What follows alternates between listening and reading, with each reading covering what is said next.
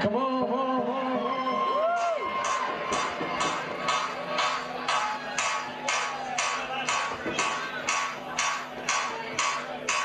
There's fireworks right now.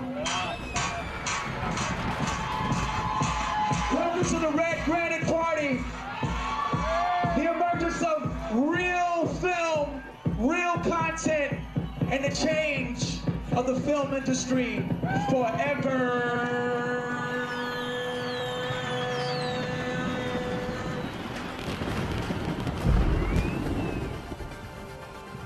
It was a very strange experience because it was the sort of equivalent of a big studio party. It was just this heaving mass of people and then stars everywhere. Right? You know, Leonardo DiCaprio was there, and then Kanye West comes on stage. And Jamie Foxx joins him, and they do Gold Digger.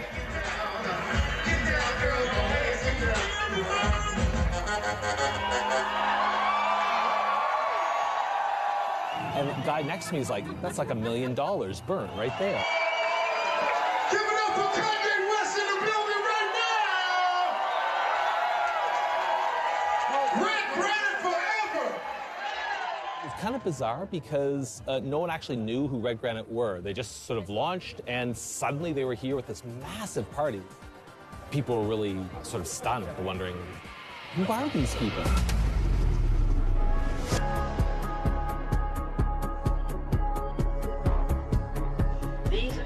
And their associates conspired to misappropriate and launder billions of dollars. Through complex money laundering schemes and a web of opaque transactions, including high-end real estate in New York and Los Angeles. They used the money to pay gambling debts at Las Vegas casinos. The motion picture company used more than $100 million of that. They rented luxury yachts, a Park Laurel condo in New York City, and a townhouse.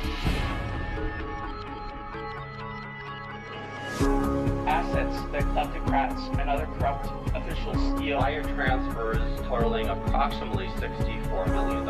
Funds were used to acquire nearly $100 million. People were defrauded on an enormous scale. Schemes whose tentacles reached around the world.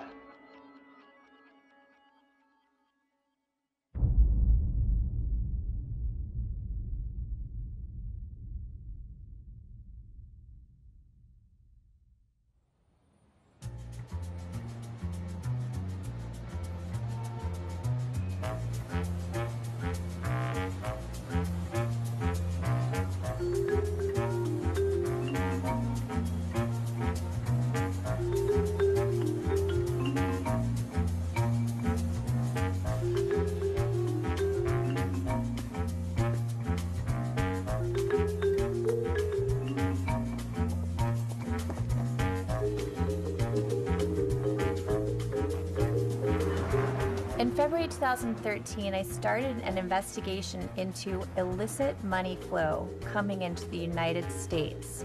The money was coming into high-end real estate, and it was coming through shell companies where the owners could be hidden. I decided to focus on the Time Warner Center. It's an iconic building of a much more global phenomenon.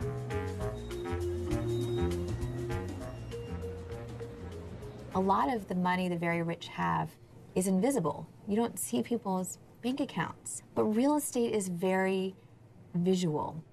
This is really the starting point for the story. This deed for 80 Columbus Circle, Time Warner Center, penthouse 76B.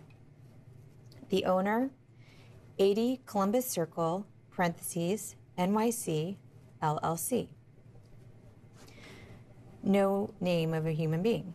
Sale price, $30.55 million. After Time Warner Center, I looked for shell company names in this same format. Address, parentheses, city, LLC. And I found some. One Central Park West. Parentheses, NYC, LLC. Then there's this one here. Park Laurel, parentheses, NYC, LTD. The buyer is Sorsum Investments, Inc., another shell company, signed by sole director of Sorsum Investments, named Riza Aziz. Once I saw the name, Riza Aziz, I looked him up, and it was pretty easy to see that he was running Red Granite Picture, and that he was in the process of producing Wolf of Wall Street.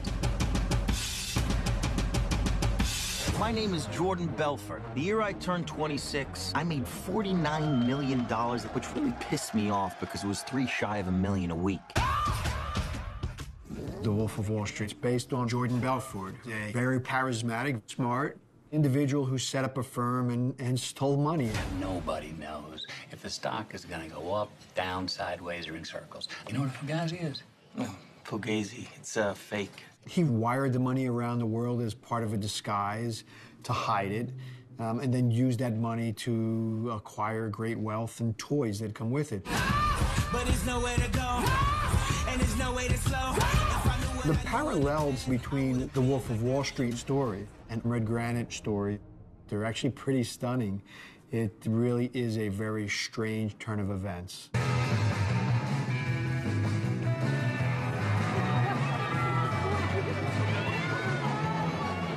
This was an incredibly hard film to get financed from the onset. You know, not many studios are chomping at the bit to do an American epic with Wall Street in the title, let alone that's this sort of focus on hedonism and debauchery and excess. And for that reason, I'm thankful to the people that we ran into in Red Granite that were willing to take a gamble on making a very adult American epic about, you know, the state of our culture. We're very excited, very, very excited. Riza Aziz was a mid-level banker at HSBC. This was not a high-level person who would have made tens of millions of dollars that you would need to see these movies. And Joey McFarlane, his partner at Red Granite, was from Kentucky, had had some random real estate deals in the Midwest, and then had worked as a talent booker. But again, not someone who was coming with tens of millions of dollars needed to see the movie.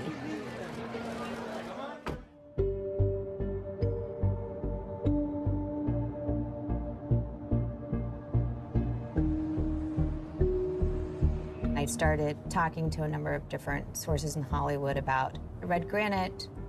Who were these guys who had showed up out of nowhere, really?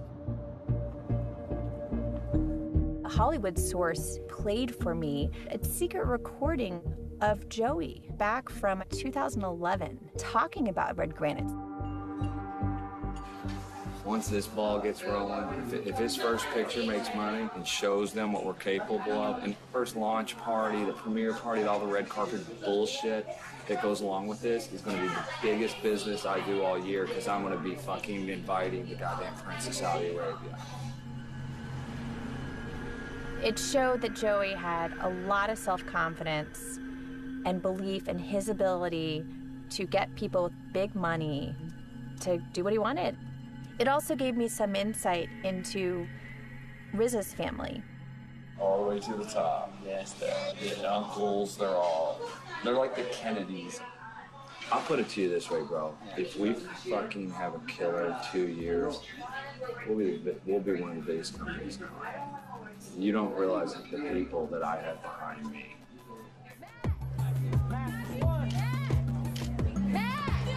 Matthew, please, please. Congratulations, Margot. Congratulations. I was there at the Wolf of Wall Street premiere after party. Riza was just out with the rest of the guests, sitting on a banquette. He had a tall, beautiful blonde woman accompanying him, not acting like he was the center of the action. Leonardo DiCaprio was in the VIP area. And there was a man there with Leonardo DiCaprio. I said, "Who's that fellow?" Pointing. And they said, "Oh, he's a really rich man. He's Joe Low."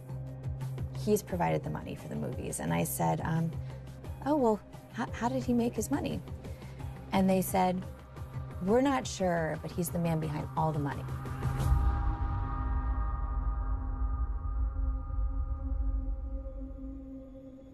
A very easy, quick Google search brought up the mysterious big spender of New York. And he had been covered a few years prior in the New York Post for spending so much money on the club scene.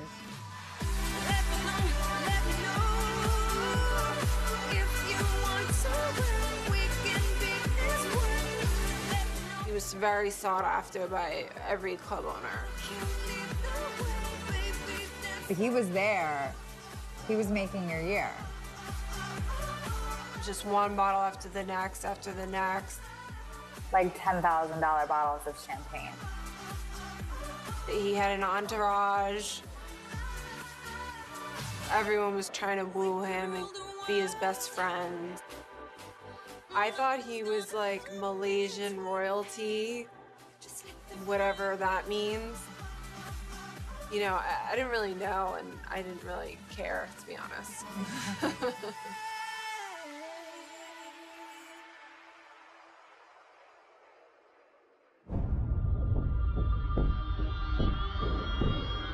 So 76B is one of the Time Warner penthouses that was purchased in 2011 for $30.5 million. Right up there, it's in the tower on the right, and it's on the left side of the tower.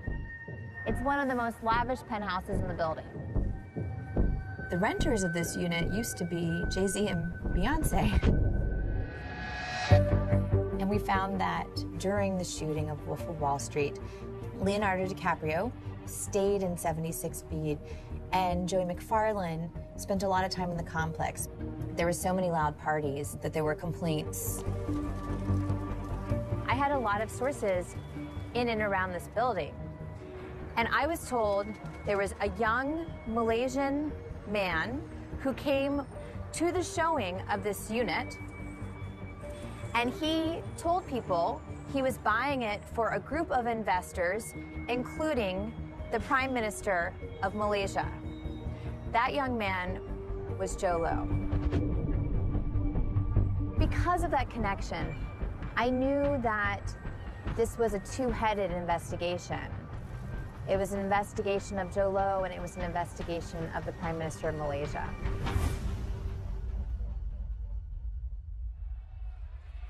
Duduk berbincang. Kita boleh selesaikan melalui saluran yang betul. Najib became Prime Minister in 2009. Obviously, he's my brother. We were extremely proud of his achievement. Our family has been very much at the heart of government in Malaysia since independence. Our late father became the second Prime Minister of Malaysia. We were extremely proud of what my father achieved, and we wanted his legacy to always be remembered correctly. Najib took on that mantle, and it was exciting in the early days. Tetapi bagi saya, I am a gentleman. Najib is a very interesting character. He had very modern ideas for Malaysia when he took power. He promoted himself as a moderate Muslim leader in the world, as a friend to America. So on that level, very modern. But having started out as a supposedly reformist figure, he ends up becoming a more and more authoritarian leader.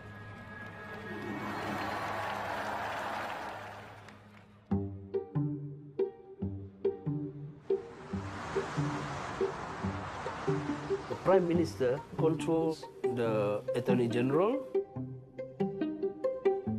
the judiciary, the media, and the Election Commission. And we have been governed by the same political party since independence. One party for more than 60 years. It This is a very undemocratic system of process. The Prime Minister and the wife of the Prime Minister, they are very, very funny characters. They give me an idea every day. But in Malaysia, there are two individuals cannot be drawn into cartoon.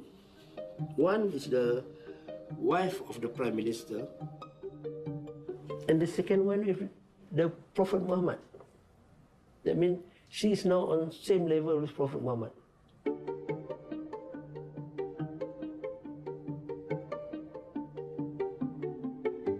Because of my cartoons, I'm facing 9 charges, which carry a maximum penalty for 43 years in prison. Yeah?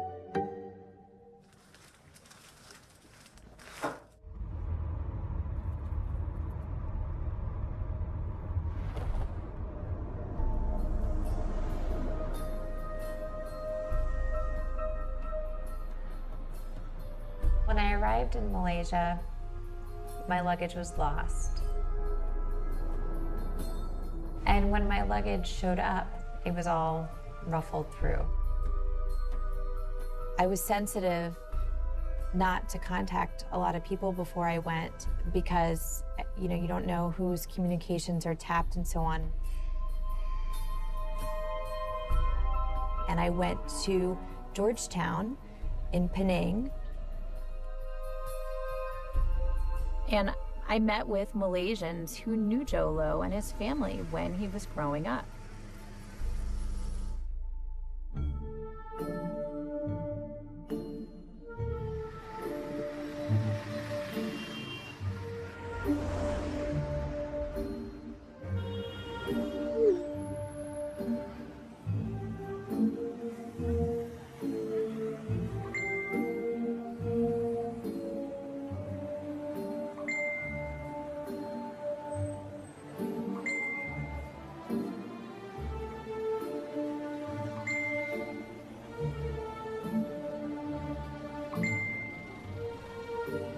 I found out that the Low family is a wealthy, but not extraordinarily rich family originally.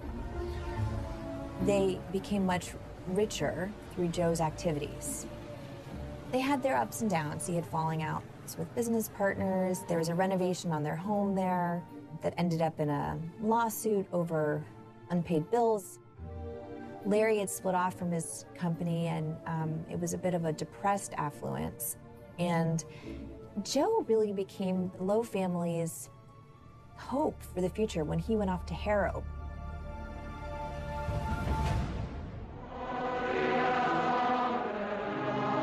The old schools change little through the years. Old customs die hard within their walls. There are still straws in the wind on Harrow Hill. I think the big sort of transformative moment for Jolo was when his parents decided to send him to Harrow boarding school in the UK in the late 90s.